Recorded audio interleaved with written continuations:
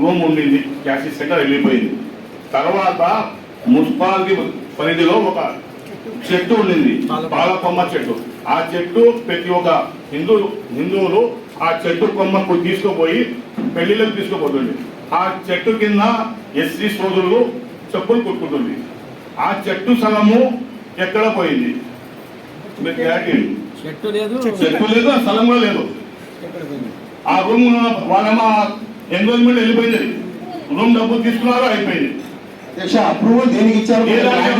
షాపులకు ఇచ్చారా, దేనికి ఇచ్చారా అనేది మున్సిపల్ కాంప్లెక్స్ పార్కింగ్ స్థలం షాపింగ్ కాంప్లెక్స్ మున్సిపల్ కాంప్లెక్స్ అంతా పార్కింగ్ స్థలం పెట్టారు అధ్యక్ష. ఈ పక్కన పెట్టారు ఉందా లేదా పార్కింగ్ స్థలం మున్సిపాలిటీ? చెట్టు ఆ స్థలం మాకు చూపించండి. డాక్యుమెంట్ ఏమి ఇచ్చారండి? లింక్ డాక్యుమెంట్ ఏమవుతాయండి? అంటే గతంలో వాళ్ళ అమ్మ పేరు మీద రిజిస్టర్ చేయించుకొని మళ్ళీ వాళ్ళ భార్య పేరు మీద రిజిస్టర్ చేస్తే లింక్ డాక్యుమెంట్ అయిపోతుంది. మనకు ఆన్లైన్ లో లింక్ డాక్యుమెంట్ అయిపోతుంది.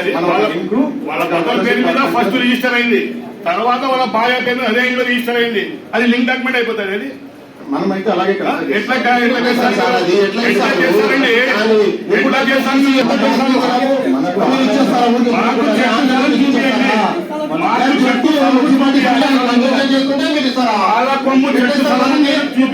మున్సిపాలిటీ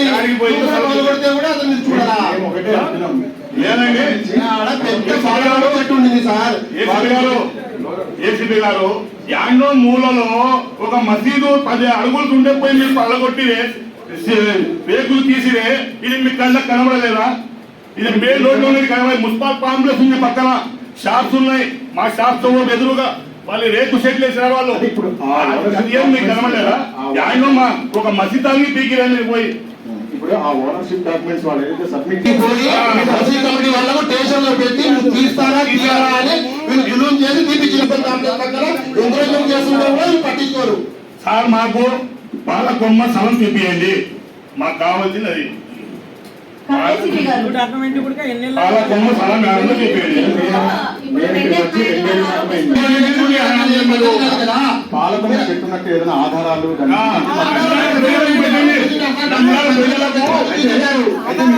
కేవలం టెక్నికల్ శాంక్షన్ ఆపండి. అది మొత్తం మీరు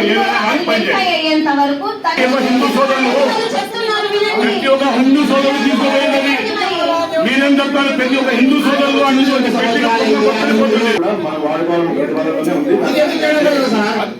కూర్చోబెట్టి మసీద్ మనల్ని సంతకాలు పెట్టి తెప్పించారు కదండి.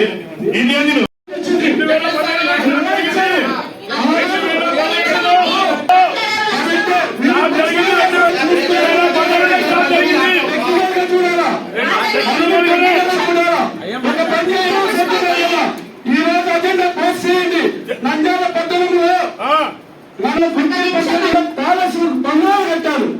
నేను నా వార్డులో 5 అంతస్తుల మేడ కట్టారని చెప్పాను. ఇక్కడ ఏం యాక్షన్ తీసుకున్నారు?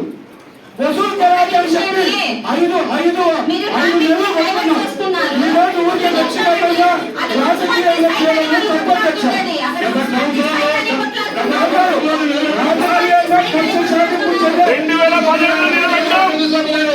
టెక్నికల్ ఉంటే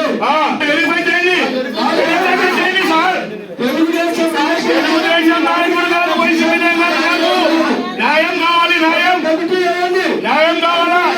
తెలుగుదేశం నాయకుడు కాదు, వైసీపీ నాయకుడు కాదు, న్యాయం కావాలా, న్యాయం కావాలా? 2010లో నిలబెట్టాం, 2010లో నిలబెట్టాం, 2010లో నిలబెట్టాం, 2010లో నిలబెట్టాం, 2010లో నిలబెట్టాం.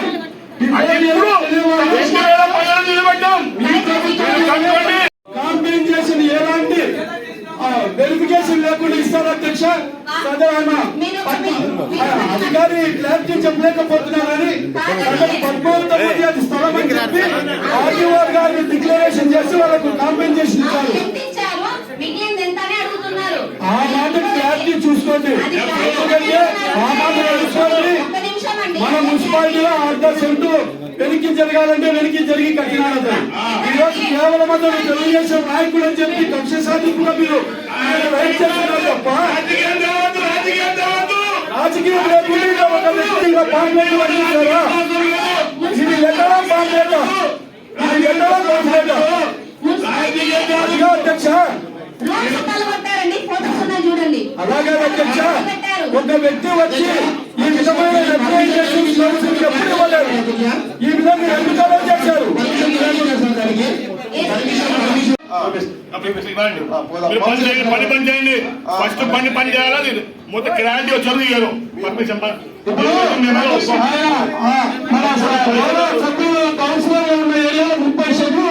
సార్ రాజకీయం చేస్తున్నారు, రాజకీయం టీడీపీ వైసీపీ రాజకీయం ఇది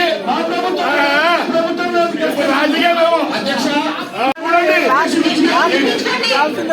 శాంతుల గుప్తా గారు ఒకసారి చూడండి సార్, ఒకసారి చూడండి సార్.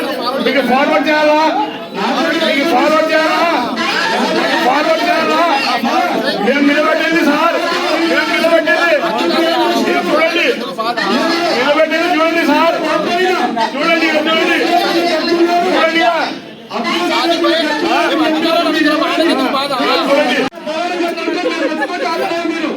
ఒక్క నిమిషం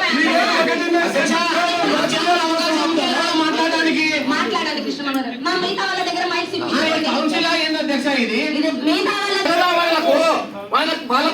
తెలియదా? నువ్వు నంద్యాల మంచిది కాదా? కమిషనర్ గారు ఇది వారి గొడవ ఆయనకు ఏం పని తెచ్చినాడు, ఏం చేస్తున్నాడు ఆయన, అది కనుక్కోండి అధ్యక్ష. ఎందుకు పర్మిషన్ ఇవ్వాలా, ఎందుకు ఈ తలకాయ నొప్పులు? మీ దగ్గర అది కాదు అధ్యక్ష.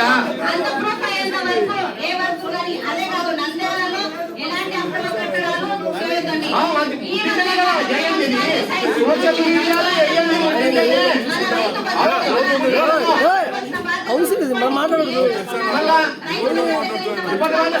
చెప్తాను. అంతకాదు యశ్వర్ గారు, ఎందుకు మీరు ఇంత డిస్కషన్ లేదు దీని గురించి?